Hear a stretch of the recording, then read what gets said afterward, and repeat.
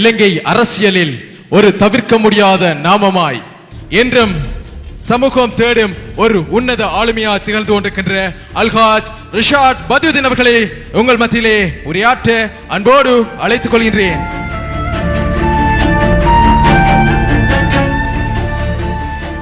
பிஸ்மில்லாஹிர் ரஹ்மானிர் ரஹீம். நஹ்மது வ நஸல்லி அலா ரசூலில் கரீம்.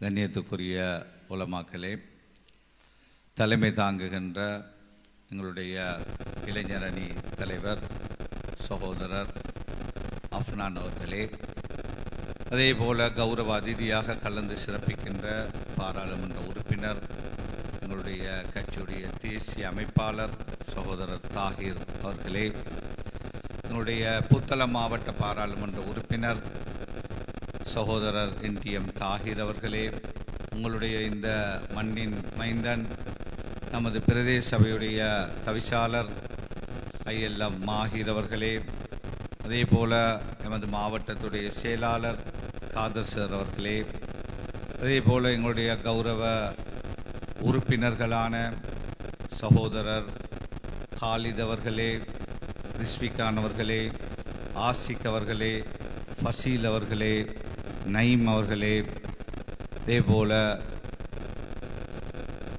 பௌமி அவர்களே, சலீம் பட்டான் அவர்களே, அப்துல் கஃபூர் கௌரவ உறுப்பினர் அவர்களே, எங்களுடைய உயர்பீட உறுப்பினர் முஃபீத் அவர்களே, முன்னாள் உறுப்பினர் சகோதரர் நஃபீல் அவர்களே, சகோதரர் மன்சூர் அவர்களே, முன்னாள் உறுப்பினர் ஃபௌசுல்லா அவர்களே, அதே போல் மேடையில் எங்களுடைய புத்தள மாவட்ட இளைஞர் அமைப்பாளர் சகோதரர் அசீம் மௌலை ஃபசால் உட்பட எனக்கு முன்னால் இருக்கின்ற முன்னாள் பிரதேச சபை உறுப்பினர் சகோதரர் அப்துல் மஜீத் டாக்டர் உட்பட ஏனைய முக்கியஸ்தர்களே, இளைஞர்களே, ஏனைய சகோதரர்களே, உங்கள் எல்லோருக்கும் எனது அன்பின் சலாம். அஸ்ஸலாமு அலைக்கும் வரஹ்மத்துல்லாஹி வபரகாத்து. பசிக்குதா? எல்லார பேச்சையும் நிறைய நேரம் கேட்டிருக்கிறீங்க. எல்லாம் தூக்கமும் தெரியல. எல்லாம் எங்களோட காலித் ஆசிக் ரிஸ்விகாண்ட வட்டாரத்துலேருந்து வந்தாக்கள் கொஞ்சம் எலும்புங்க பார்ப்போம். எந்த வட்டாரம் தெரியும் தானே? வீரமுனியா. எந்த வட்டாரம்? அதை சேர்ந்த யாரா இருக்கிறீங்களா? இல்லை இல்லையா? எலும்புங்களேண்டாப்பா. கொஞ்சம் எலும்பி இருந்தால் கொஞ்சம் தூக்கம் போகும் தானே. எலும்புங்கள். சரி சரி, எல்லாரும் இல்லை. அந்த 3 வட்டாரம், 3 பேர் வட்டாரம், ஒரு வட்டாரம் தானே. சரி இருங்க. சரி,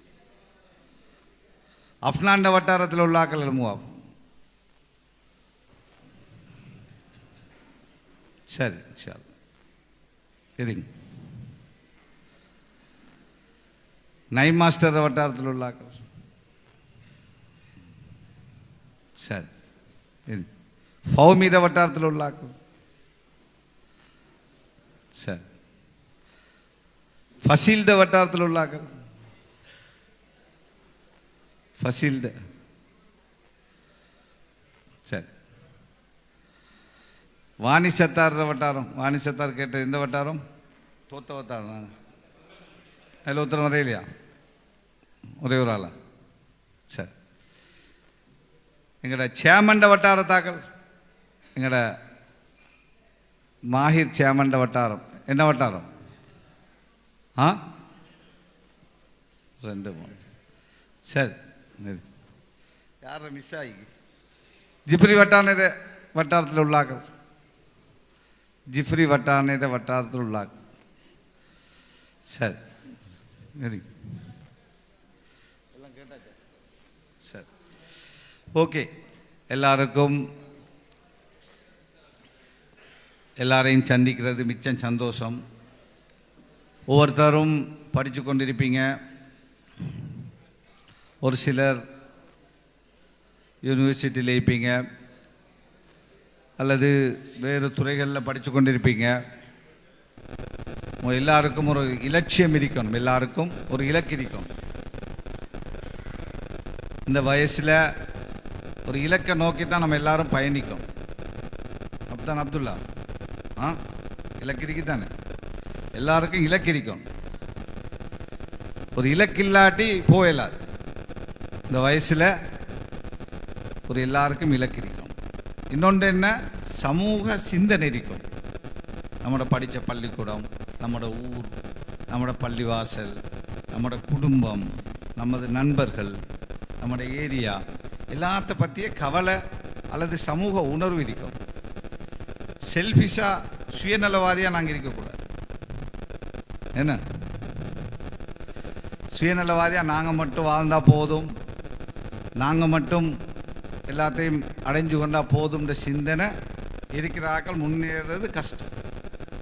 கொஞ்சமாவது ஜெனரசிட்டி, அதாவது மற்றவங்களை பற்றிய கவலை, உதவி செய்கிற குணம். அதுக்காக வேண்டி நாங்கள் 100 ரூபா தான் எங்கள்கிட்ட இருக்குதுண்டு 150 ரூபா கொடுத்துட்டு 50 ரூபா கடனாளி ஆகிக்கிறது அல்ல. அப்படி அல்ல. எங்களால் முடிஞ்ச உதவிகள், எங்களுக்கு பாதிப்பில்லாத உதவிகளை செய்கிறவராக ஆகிக்கும். இப்போ உதாரணமாக அந்த வட்டாரத்தில், அந்த ஊரில், அந்த பாடசாலையில் அங்கே ஏதாவது பொது வேலைகள், பொது விஷயங்கள் அல்லது விளையாட்டு கழகங்கள், இந்த மாதிரியான விஷயங்களை நாங்கள் எங்களை ஈடுபடுத்தி கொள்ளோம். இப்போ நானும் 9 வயசில் ஒரு விளையாட்டு கழகத்தில் ஒரு கழகத்தை ஆரம்பித்து அதில் தலைவராக இருந்து அப்படித்தான் எங்களோட லைஃபும் ஆரம்பிச்சு இன்றைக்கி ஒரு இடத்துல வந்து நிற்கிறோம். அது மாதிரி எல்லாருக்கும் ஒரு இளைஞர்களை பொறுத்த வரையில் நம்மகிட்ட ஒரு இலக்கு இருக்கணும், சமூக உணர்வு இருக்கணும், கடுமையான உழைப்பு இருக்கணும். கடுமையான நினைக்கிறோம் மாஸ்டர், கடுமையான முயற்சி, அந்த இலக்கை நோக்கி கடுமையாக முயற்சிக்கணும். சோம்பேறியில் நாங்கள் இருக்கக்கூடாது. இந்த வயசில் சோம்பேறியா படுத்தா எழும்புறதில்லை.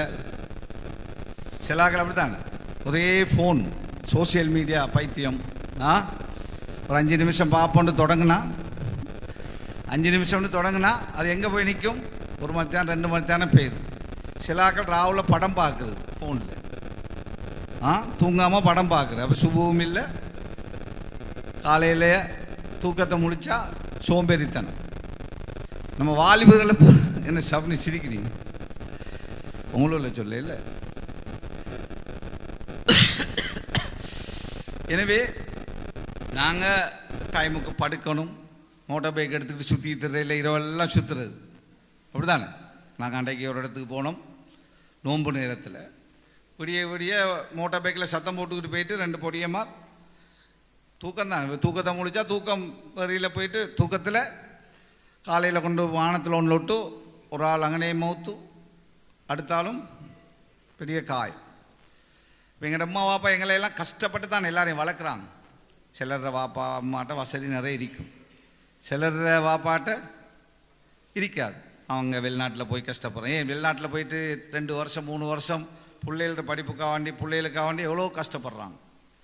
எவ்வளோ கஷ்டம் அவங்களுக்கு. குடும்பத்தை விட்டுட்டு சாப்பாடு இல்லை, ஒழுங்கான தூக்கம் இருக்காது, சில இடங்களில் ஒரு அடிமை மாதிரி தான் வழி நடத்துவானுகள்.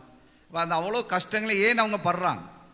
எங்களோட பிள்ளைகளுக்காக வேண்டி, எங்களோட பிள்ளைகள் நல்லா இருக்கட்டும், அதுக்காக வேண்டி தான் வெளிநாட்டுக்கு போய் கஷ்டப்படுறாங்க. அதே மாதிரி இங்கே கூலி வேலை செய்கிறாக்கள் இருப்பாங்க, மீன் பிடிக்கிறாக்கள் இருப்பாங்க, விவசாயம் செய்கிறாக்கள் இருப்பாங்க.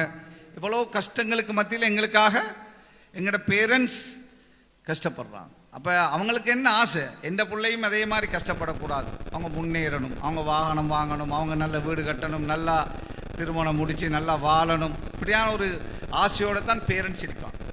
இதெல்லாம் சும்மா வந்து சேராது, யாருக்கும் வராது. எவ்வளோ பெரிய கோடீஸ்வரனாக இருந்தாலும் வாப்பாட கோடீஸ்வரனா வாப்பா விட்டுட்டு போகிறதுலேருந்து நான் முன்னேறுவேன்னு நினச்சோம்னா முன்னேறல. நாங்கள் முன்னேறணும், நாங்கள் முன்னுக்கு வரன்ற முயற்சி உள்ளவர்களாக இருக்கோம். எனவே இன்ஷா அல்லாஹ் நான் நிறைய பேசலை, இன்னொரு நேரங்களில் பேசுவோம். எல்லாரும் ஒரு இலக்கை நோக்கி நகரும். அதே மாதிரி அந்த இலக்கை அடைகிறதுக்கு கடுமையாக கஷ்டப்படுங்க. அது படிப்பாக இருக்கலாம், வியாபாரமாக இருக்கலாம், அல்லது தொழிற்கல்வியாக இருக்கலாம், எதுவாக இருந்தாலும், எல்லாம் எதாக இருந்தாலும் அதை நாங்கள் அடைகிறதுக்கு, அந்த இலக்கை அடைகிறதுக்கு இன்னும் கூடுதலாக ஒவ்வொருத்தரும் உழைக்கணும்னு சொல்லி அன்பாக நான் வேண்டிக் கொள்கிறேன். அது மாதிரி தேவையில்லாத பழக்க வழக்கங்கள் தெரியும், தேவையில்லாத விஷயங்கள் இப்போ எல்லாரும் தெரியும். ட்ரக்ஸ், டொஃபியை போடுறாங்க, டேப்லெட்டை போடுறாங்க இல்லையா, இருமலுக்கு குடிக்கிற மருந்தை குடிக்கிறானோலாம், உங்களுக்கு தெரியுமோ தெரியல. இருமலுக்கு குடிக்கிற மருந்தை குடித்தா கூட தூக்கம் வரும்னு குடிக்கிறாங்க. அதே மாதிரி வேறு வேறு பாவனைகள் எங்களோட சமூகத்திட்ட அது வரக்கூடாது. அப்படி பழகிற கூட்டாளி மாதிரி இருந்தால் அவங்களோட சேர்ந்து நாங்களும் சேர்ந்து செய்யாமல் அவங்களையும் தடுக்கிறவங்களாக, இதை செய்ய வேணான்னு சொல்கிறவங்களாக நாங்கள் இருக்கோம். அகில இலங்கை மக்கள் காங்கிரஸ் கட்சி அப்படியான ஆக்களை எதிர்பார்க்குது. நல்ல அதுக்காக வேண்டி நீங்கள் அவ்வளோ தொழிலையும் விட்டுட்டு படிப்பை விட்டுட்டு இந்த கட்சிக்கு உழைச்சி கொள்ளுங்கன்னு நாங்கள் சொல்லல. அந்த வட்டாரங்களில் எங்களோட மெம்பர் மாதிரி இருக்கிறாங்க, அவங்களோட சேர்ந்து இளைஞர் அமைப்பு ஒன்று அமைச்சு என்ன செய்ய போகிறீங்க? அந்த நீங்கள் படித்த பள்ளிக்கூடத்தில் கல்வி முன்னேற்றத்துக்கு உதவ போகிறீங்களா? அந்த பிரதேசத்தில் இருக்கிற பாதை பிரச்சனை, கான் பிரச்சனை, லைட் பிரச்சனை, குப்பை பிரச்சனை, இன்னொன்று என்ன பிரச்சனையில் இருக்குது அதை தீர்க்கிறதுக்கு நீங்கள் உங்களோட பங்களிப்பை உதவிய ஆலோசனையை சொல்ல போகிறீங்களா? அல்லது அங்கே படிக்கிற பாடசாலையில் மேத்ஸ் பாடத்துக்கு டீச்சர் இல்லை, அல்லது சயின்ஸுக்கு இல்லை, இங்கிலீஷுக்கு இல்லை, இதற்கு நாங்கள் ஏதாவது சப்போர்ட் பண்ண போகிறோம், எங்களோட பார்ட்டியால் எங்களுக்கு உதவி செய்யுங்க, நாங்கள் எங்களோட யூத் காங்கிரஸ் நாங்களும் சேர்ந்து அதை முன்னெடுத்து செல்கிறோம், அல்லது ஸ்காலர்ஷிப்புக்கு ஒரு செமினார் செய்கிறோம், ஏலெவலுக்கு ஒரு செமினார் செய்கிறோம், அல்லது ஓலெவலுக்கு செமினார் செய்ய போகிறோம், எங்களுக்கு சப்போர்ட் பண்ணுங்கன்னு எங்களோட மெம்பர் மாற்ற நீங்கள் கேட்க உங்கள்கிட்ட ஒரு கட்டமைப்பு இருந்தால் தான் இதெல்லாம் செய்யணும். இளைஞர் காங்கிரஸோ அகில இலங்கை மக்கள் காங்கிரஸோ எலெக்ஷன் கேட்குற கட்சி மாயிரை சேமன் ஆக்கிறதுக்கோ அல்லது அஃப்னான மந்திரி ஆக்கிறதுக்கோ அல்லது அதோட முடிகிற கட்சி அல்ல. இதெல்லாம் அவர்களுக்கு அந்த பதவிகளை கொடுத்திக்கிறது என்னத்துக்குன்றால் உங்களோட ஊரில் உள்ள எல்லா விஷயங்களையும் கண்காணிக்கணும். அதுக்கு நீங்கள் எல்லாரும் சப்போர்ட்டிவாக இருக்கணும். நாங்கள் தானே உருவாக்கணும், முடிஞ்சது பாப்பமே 2ல் 1 இவ்வளோ செய்து கொடுத்துட்டோம், அவங்க செய்யணும், செய்யாட்டி பார்ப்போமேன்று நாங்கள் ஒதுங்கி ஓரமாக போவே இல்லை. விரும்பியோ விரும்பாமலோ இன்னும் 4 வருஷத்துக்கு 3 வருஷத்துக்கு இன்ஷால்லா அவங்க இருக்க போகிறாங்க. இப்போ நாங்கள் உருவாக்கின சேமனை, நாங்கள் உருவாக்கின மந்திரிகிட்ட நாங்கள் போயிட்டு பேசி கதைச்சி இந்த விஷயங்களை சாதிக்கணும். நம்மளோட ஊர் இது சமாந்தரம், உங்களோட ஊரை என்ன செய்யணும், எப்படி அபிவிருத்தி செய்யணும், அதுக்கு ஒரு திட்டத்தை தீட்டுங்க. ஒரு எல்லா விஷயத்திலையும் நீங்கள் பங்களிப்புகளை செய்கிற இளைஞர்களாக மாறணும், சமூகவாதிகளாக மாறணும். நன்மை இருக்குது, எல்லாத்துக்கும் நன்மை இருக்குது. ரோட்டில் போகும்போது ஒரு முள்ளு கிடந்தால் எடுத்து வீசினாலும் சதக்கத்துல் ஜாரியாக நன்மை இருக்குது. அதே மாதிரி ஒரு அரசியல்வாதியோடு சேர்ந்து நல்ல விஷயங்களுக்கு உதவி செய்தால் அவர் செய்கிற அவ்வளோ நன்மையான விஷயங்களுக்கும் அவருக்கு கிடைக்கிற எல்லா கூலியும் உங்களுக்கும் கிடைக்கும். அதனால் இந்த அரசியலை ஒரு சமூக பணியாக, ஒரு அமலாக நினச்சி நீங்கள் எல்லோரும் செய்யுங்க. இந்த கட்சியோட கட்டமைப்போடு சேர்ந்து செயல்படுங்க. அல்லாஹ் நாடுனா இந்த பிரதேச சபையுடைய மந்திரியாக வரலாம், இந்த பிரதேச சபையுடைய சேர்மனாக வரலாம், மாகாண சபை உறுப்பினராக வரலாம், மாகாண அமைச்சராக வரலாம், அல்லது பாராளுமன்ற உறுப்பினராக வரலாம், அல்லது பாராளுமன்ற அமைச்சராக வரலாம், அல்லது அல்லாஹ் நாடுனா அந்த கட்சியோட தலைவராக வரலாம். எல்லாம் சான்ஸும் இருக்குது இந்த கட்சிக்குள்ள, எல்லாருக்கும் இல்லாமல். அதனால் அதே போல் உங்களோட துறையிலையும் நீங்கள் இதை ஒரு பார்ட் டைமாக தான் பார்க்கணும். அரசியல் அதிகமான வேலையில் உங்களோட இலக்கை நோக்கி, உங்களோட இலட்சியத்தை நோக்கி, உங்களோட கல்வியை நோக்கி அல்லது உங்களோட பயணத்தை நோக்கி அதிகமான நேரத்தை நீங்கள் செலவழிங்க. அதில் முன்னேறி செல்லுங்கன்னு அன்பாக வேண்டி நான் வேறு விஷயங்கள் ஒன்றும் பேசலை. நீங்கள் எல்லாரும் இன்ஷா அல்லாஹ் இன்னொரு நேரங்களில் நாங்கள் சந்திப்போம். ஆறுதலாக பேசும். இன்றைக்கு கொஞ்சம் நேர காலம் பிரச்சனையாக போயிட்டுது. எல்லாருக்கும் பேசினாலும் கேட்குற சக்தியும் இல்லை, பேசுகிற சக்தியும் எனக்கு இல்லை. அதனால் இன்ஷா அல்லாஹ் இன்னொரு நாளைக்கு ஆறுதலாக இந்த நாங்கள் ஒரு 2 கிழமை தாரன் எங்களோட சேமனுக்கும் எங்களோட மெம்பர்மாருக்கும் 2 வீக்ஸ் தாரன். உங்களோட 40 வட்டாரத்துக்கும் 40 கிராம சேவர் பிரிவு எத்தனை பிரிவு? 52 கிராம சேவர் பிரிவுக்கும் 52 பேர் இளைஞர்களை தயார்படுத்துங்க. அதே மாதிரி ஐடி விங் அதுக்கு 52 பேர் தாங்க.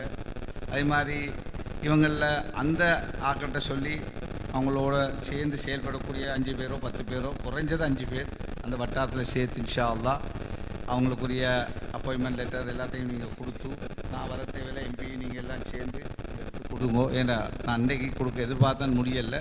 இன்ஷா அல்லாஹ் அதை 2 வீக்ஸுக்குள்ளே, இன்றைக்கு 14 31ஆம் தேதிக்கு முடிச்சிட்டிங்களா இருந்தால் நாங்கள் இன்ஷா அல்லாஹ் சில வேலையில் எங்களோட டீமை நாங்கள் சில வேலை திட்டங்கள் செய்திருக்கிறோம். அந்த வேலை திட்டங்களை அவங்கள வச்சு செய்கிறதுக்கு நாங்கள் பிளான் பண்ணுறோம். இன்ஷா அல்லாஹ் செய்யலாம் 2 வீக்ஸுக்குள்ள இன்ஷா அல்லாஹ். வேற என்ன முடிச்சுக்கொள்வோம் என்ன?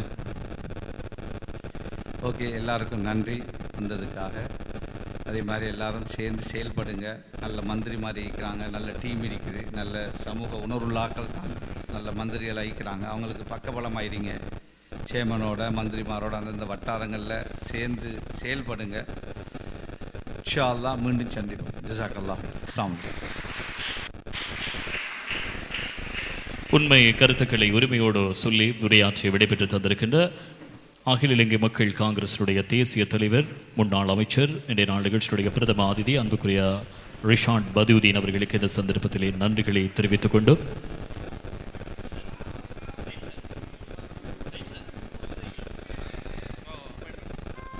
இப்போது நியமன கடிதங்கள் வழங்கி வைக்கின்ற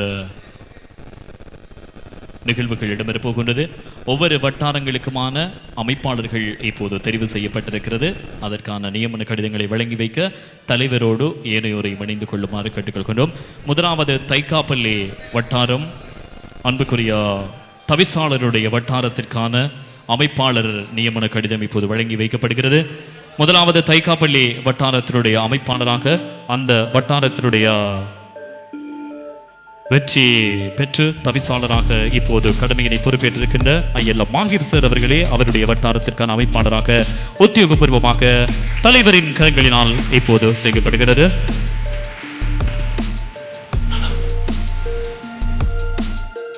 அதனை தொடர்ந்து சமாந்துரையில் பாரிய எதிர்பார்ப்புக்கு மத்தியில் வெற்றியினை சுவீகரித்த அமீர் அஃப்னான் அவர்களுடைய மத்திய வட்டாரத்திற்கான அமைப்பாளர் பதவி நியமனம் இப்போது இளைஞர் பட்டாளத்தோடு இருக்கின்ற அமீர் அஃப்னான் அவர்களுக்கு வழங்கி கௌரவிக்கப்படுகிறது. அதனைத் தொடர்ந்து மலையடி வட்டாரத்திற்கான அமைப்பாளராக ஆசிரியரும் கண்ணியத்திற்குரிய மௌலவியுமான அதிகப்படியான வாக்குகளை 10 வட்டாரத்தினுடைய முதல் வட்டாரமான மலையடி வட்டாரத்துக்கு பெற்றுக் கொடுத்தவர் நயீம் ஆசிரியருக்கு அது வழங்கி கௌரவிக்கப்படுகிறது. அதனைத் தொடர்ந்து நாங்கள் அன்போடு அழைத்துக் கொள்ளப் போவது மட்டக்களப்பு தரவை வட்டாரம். அதை தொடர்ந்து நாங்கள் வீரமுனை வட்டாரத்திற்கு அதனுடைய ரிஸ்வி கான் அவர்களை அன்போடு இந்த சந்தர்ப்பத்தில் அழைக்கின்றோம். சமூக செயற்பாட்டாளர் ரிஸ்வி கான் அவர்களுக்கான அந்த வீரமுனை வட்டாரத்திற்கான அமைப்பாளர் பதவி இப்போது வழங்கி கௌரவிக்கப்படுகிறது. அதனைத் தொடர்ந்து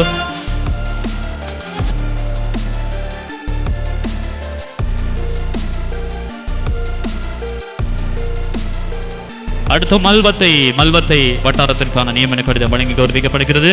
மீரா லப்பே அப்துல் கஃபூர் அவர்களை அன்போடு இந்த சந்தர்ப்பத்திலே அழைக்கின்றோம்.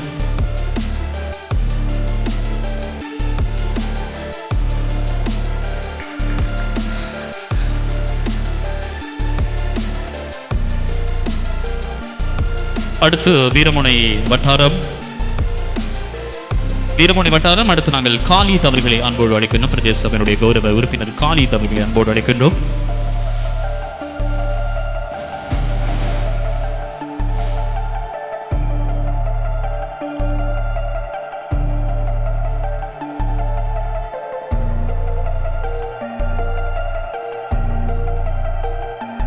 அடுத்து நாங்கள் புள்ளினேடி வட்டாரத்தை அன்போடு அழைக்கின்றோம். ஜிப்ரி வட்டானை அவர்கள் அழைக்கின்றோம். 2 முறை கௌரவ உறுப்பினர், எப்போதும் நேர்மை கொண்ட ஒருவர் அன்புக்குரிய ஜிப்ரி வட்டானை அவர்கள் கௌரவ பிரதேச சபையுடைய உறுப்பினர். அவர் அந்த வட்டாரத்தினுடைய அமைப்பாளராக நியமனப்படுகிறார். அதனைத் தொடர்ந்து நாங்கள் அன்போடு அழைத்துக் கொள்ளப் போவது வீரமுனை வட்டாரத்தினுடைய அமைப்பாளராக இப்போது ஆஷிக் அவர்களை அன்போடு அழைக்கின்றோம். கௌரவ பிரதேச சபையினுடைய உறுப்பினர் அன்புக்குரிய சமூக செயற்பாட்டாளர் ஆஷிக் அவர்களுக்கு இப்போது வழங்கி கௌரவிக்கப்படுகிறது. மல்காம்பட்டி வட்டாரத்தினுடைய அமைப்பாளராக 45 என்கின்ற சொற்ப வாக்குகளால் பிரதிநிதித்துவத்தை இழந்த வாணி சத்தார் அவர்களை அன்போடு இந்த சந்தர்ப்பத்தில் அழைக்கின்றோம்.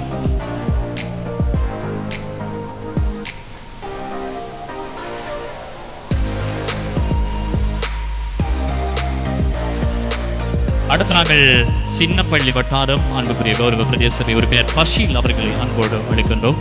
பிரபல வர்த்தகர், தொழிலதிபர், அன்புக்குரிய சமூக செயற்பாட்டாளர் கௌரவ உறுப்பினர் பஷீல் அவர்களுக்கு அவருடைய அந்த சின்னப்பள்ளி வட்டாரத்தின் அமைப்பாளராக வழங்கி கௌரவிக்கப்படுகின்றது.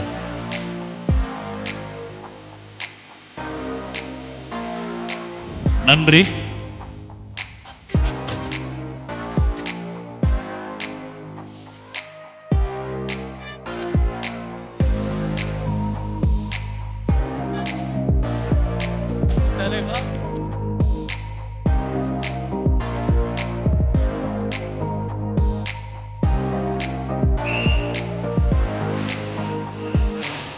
இப்போது எல்லோரும் சேர்ந்த தலைவருக்கு ஒரு உற்சாகமான கரகோஷம் வழங்குவோமா? எனவே அடுத்து நாங்கள் நன்றி உரைக்கு உங்களை அன்போடு அழைத்து செல்கின்றோம். பிஸ்மில்லாஹிர் ரஹ்மானிர் ரஹீம். மிக நீண்ட நேரமாக இந்த நிகழ்வு நடந்து கொண்டிருக்கின்றது. உண்மையிலே இந்த நன்றி உரையை மிகவும் சுருக்கமாக ஓரிரு வரிகளில் முடிக்கலாம் நினைக்கின்றேன். எல்லாரும் மேலே வந்தீங்கன்னு சொன்னால் நம்ம தலைவரோடு சேர்த்து ஃபோட்டோ எடுத்துடலாம். எல்லோரும் வாங்க, அப்படியும் கேப்ப போட்டு வாங்க எல்லோரும்.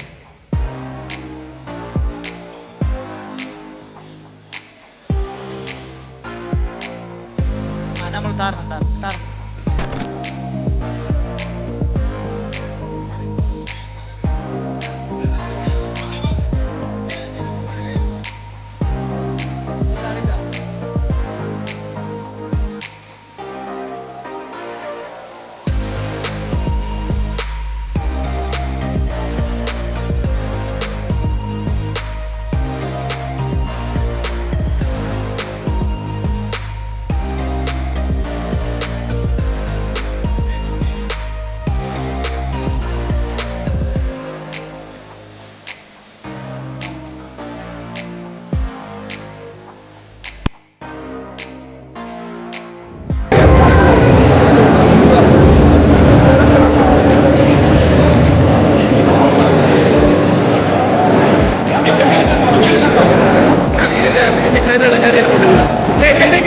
தலைக்கு மேல நல்லா இருக்கு போட்டது.